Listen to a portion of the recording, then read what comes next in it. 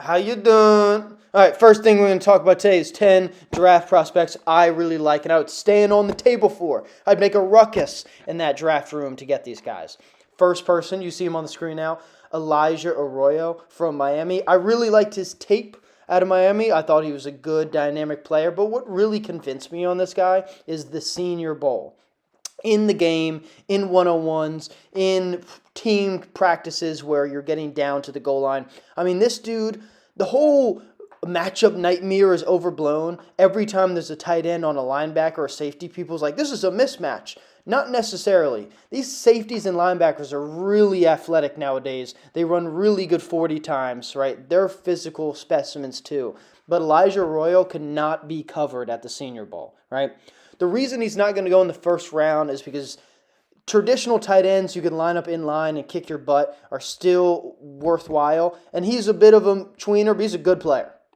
All right, next guy on the docket, you see him now beating up on David Walker from Central Arkansas, is offensive tackle, number 72, left side of your screen right now, Jalen Travis.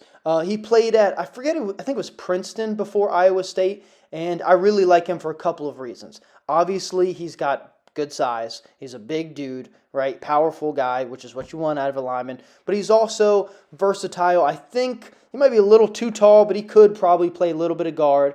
He's someone you can trust to be agile and athletic enough in the pass game and strong enough to make an impact in the run game. He's not a perfect prospect, right? His RAS score is pretty good, relative athletic score, but he's not some physical specimen. But for my money, he's a very dynamic athlete and somebody who, if my team picks in the second or third round, especially if you get him in the later rounds, I think you got a steal of a guy, and I think he's one of the better tackles in the draft. Doesn't get a ton of recognition, though. But the next guy I really like is Tez Johnson. Now, Tez Johnson, I think it's well known how athletic and shifty this guy is. But the big controversy around him is his weight. Apparently, at the combine, I believe he weighed about 155 pounds, which is very light for an NFL player. But man, with the receivers and DBs these days, it's a freaking track meet, man. It's brutal out there. Quickness, speed, agility, coordination is everything to me. All right, this guy is somebody who, this is a safety he's lined up against right now. He doesn't even touch him. He's not within 5 feet of him right until Tez Johnson slows down. Every time I watched an Oregon game, I would just wait until Tez Johnson got the ball because I knew it was going to be some fun. Right, and he showed out in the Big Ten championship game. I just think Tez Johnson was such a stud, and I don't mind the wait, especially if you can get him in later rounds. All right, next guy we got on the docket is Landon Jackson. He's the kid who had that viral video of him punching the bags at like a high school showcase and it didn't look very good. Well, he is a different breed of a guy nowadays, all right? And Landon Jackson played really well at the Senior Bowl, multiple sacks. He played against SEC competition his whole career. He's very athletic. He's got a very high motor. I respect how hard he plays, and he doesn't take plays off. He can be a run guy. He can be a pass guy.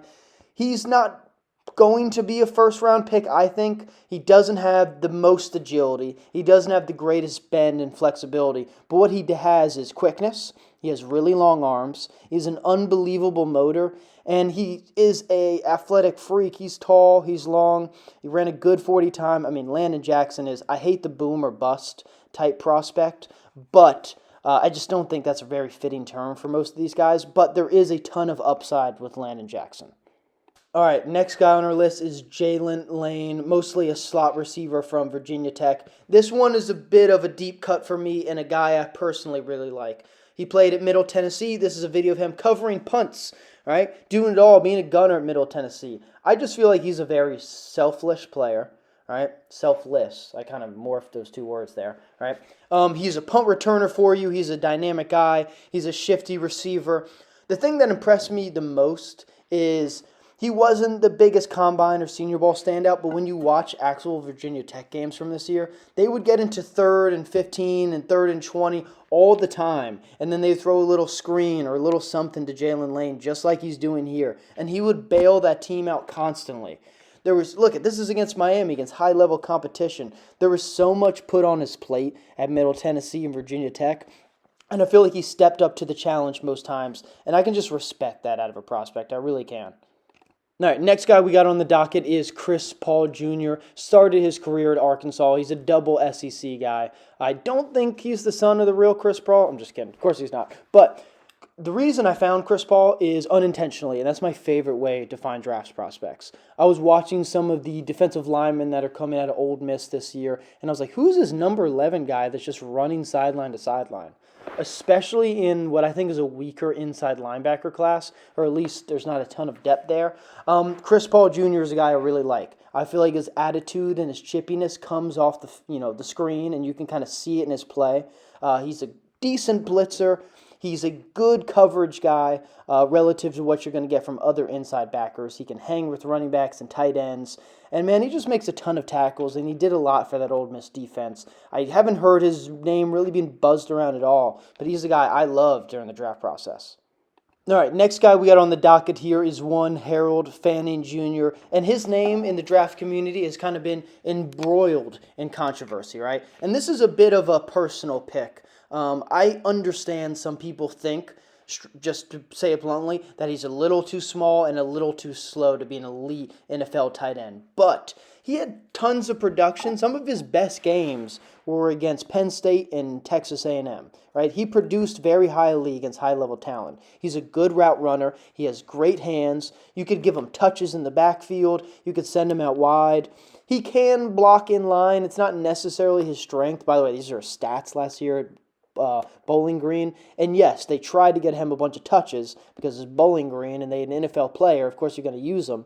But that doesn't mean he's a bad guy, right? It doesn't mean his production doesn't mean anything. Harold Fanning Jr. is a guy I really like through their draft process. And I think he just needs to find a team that's going to allow him to play to the best of his ability.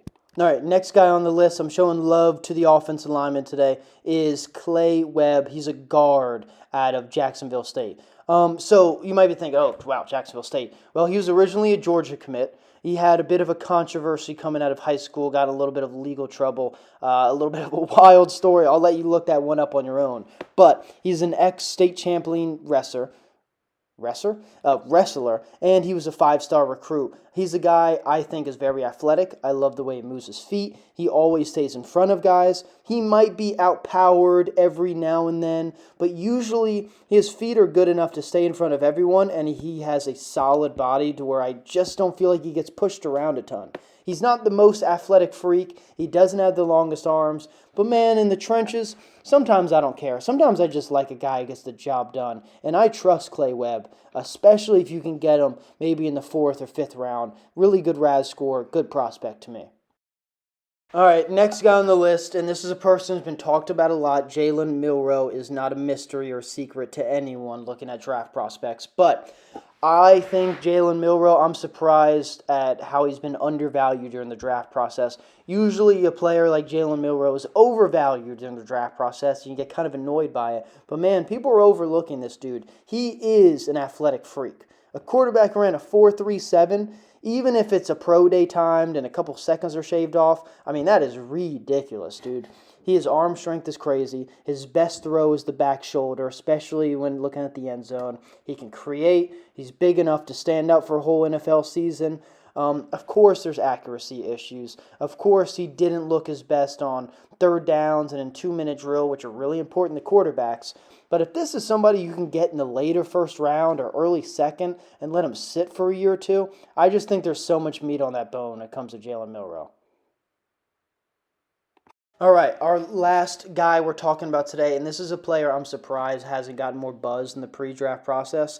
I love UC Davis guys for whatever reason. Lan Larson and now Teddy Buchanan, who later transferred to Cal, is a really good linebacker. He's another one of those unintentional finds.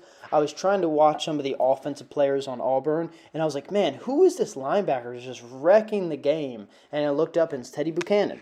And then I watched the Senior Bowl, and I thought he was a really sure tackler. I thought he was a good athlete. He can run sideline to sideline. What he might do best is blitz, right? Here, that little clip where he's causing a fumble shows his playmaking ability. I love the speed at which he runs downhill and runs sideline to sideline. And, man, plays like this, he just straight up destroyed the Auburn game for them. And I think he's a guy, I'm surprised he wasn't a Senior Bowl invite. I have a very high grade on Teddy Buchanan and think he's one of the top linebackers in this year's draft.